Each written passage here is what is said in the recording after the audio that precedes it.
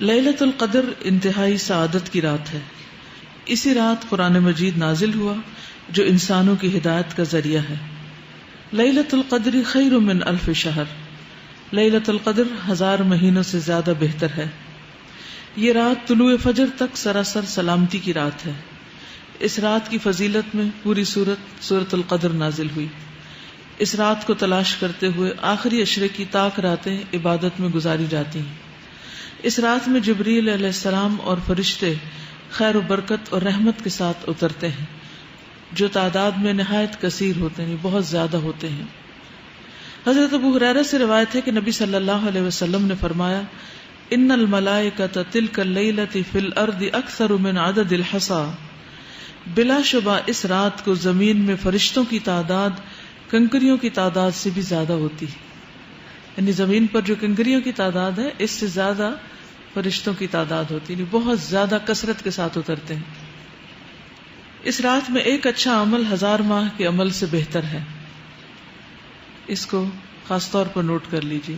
اس رات میں ایک اچھا عمل، یعنی آپ تسبیح کریں، حمد کریں، اللہ کا ذکر کریں، کوئی بھی صدقہ خیرات کریں، نماز پڑھیں، تلاوت کریں، کوئی بھی اچھا کام آپ کریں عبادت کا، تو وہ عام دنوں میں کرنے سے کہیں زیادہ بہتر ہے، یعنی 1000 ماہ کے عمل سے بہتر ہے.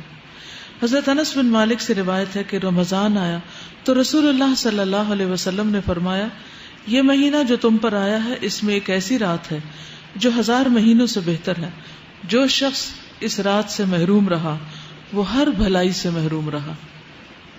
جو اس رات سے محروم رہا وہ ہر بھلائی سے محروم رہا. اس رات کی سعادت سے صرف بد نصیب کو ہی محروم کیا جاتا ہے.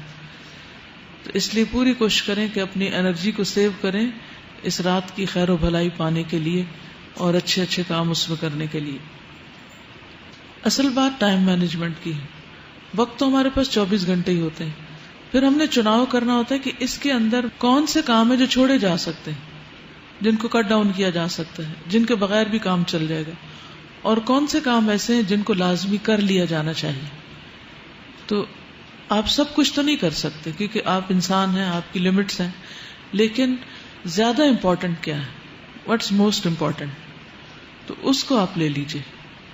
اسی طرح عام مہینوں کے مقابلے میں رمضان کے اس مہینے میں، پھر سارے رمضان کے مقابلے میں آخری عشرے میں، پھر سارے آخری عشرے کے مقابلے میں طاق راتوں میں، اور پھر طاق راتوں میں سے خاص طور پر لیلۃ القدر.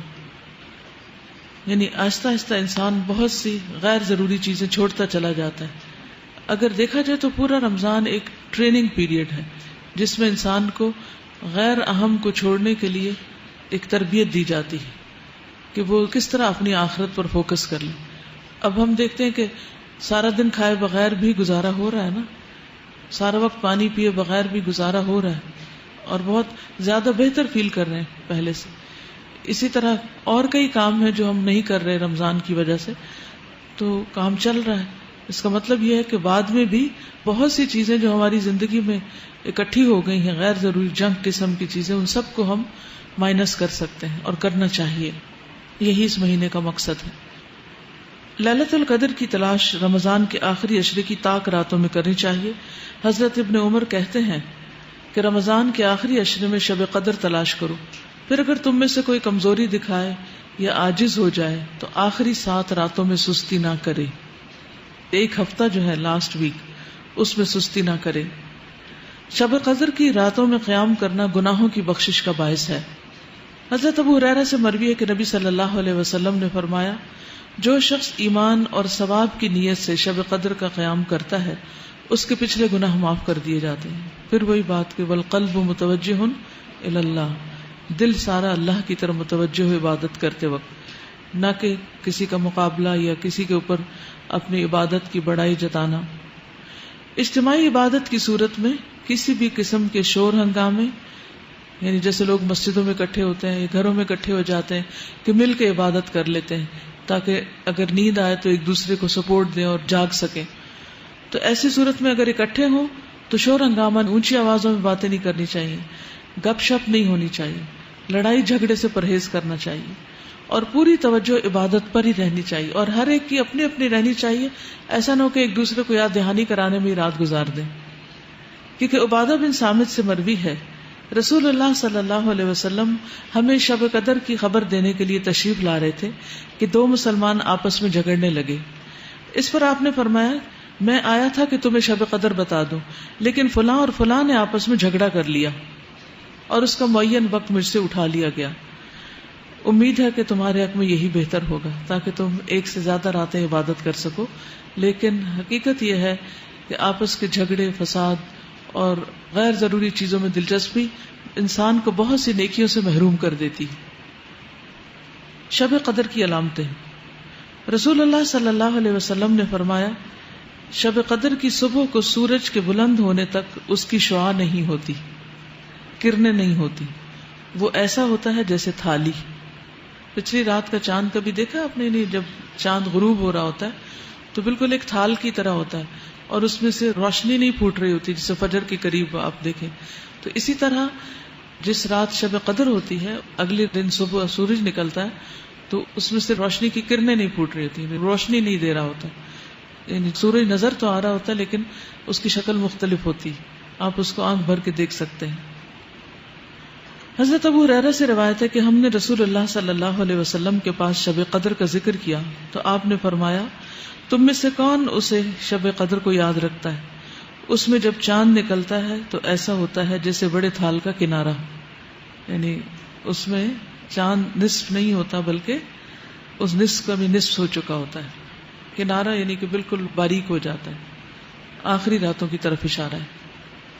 حضرت ابن عباس سے مروی ہے کہ رسول اللہ صلی اللہ علیہ وسلم نے فرمایا شب قدر آسان اور معتدل رات ہے جس میں نہ گرمی ہوتی ہے نہ سردی ہوتی ہے.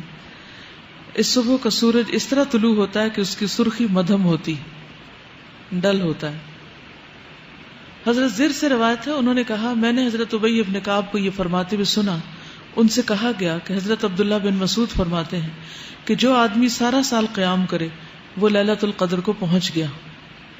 حضرت ابی فرمانے لگے کہ اللہ کی قسم جس کے سوا کوئی معبود نہیں، وہ شب قدر رمضان میں ہے.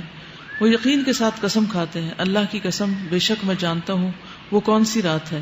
یہ وہی رات ہے جس میں اللہ کے رسول صلی اللہ علیہ وسلم نے ہمیں قیام کا حکم دیا تھا. اس رات کی صبح 27 تاریخ تھی اور اس کی علامت یہ تھی کہ سورج طلوع ہوا تو اس کی سفیدی میں شعاع نہ تھی. اس رات کی خاص دعا اللہم انک عفو تحب العفو فاعف عنی. اے اللہ تو معاف کرنے والا ہے، معاف کرنے کو پسند کرتا ہے، بس تو مجھے معاف کر دے.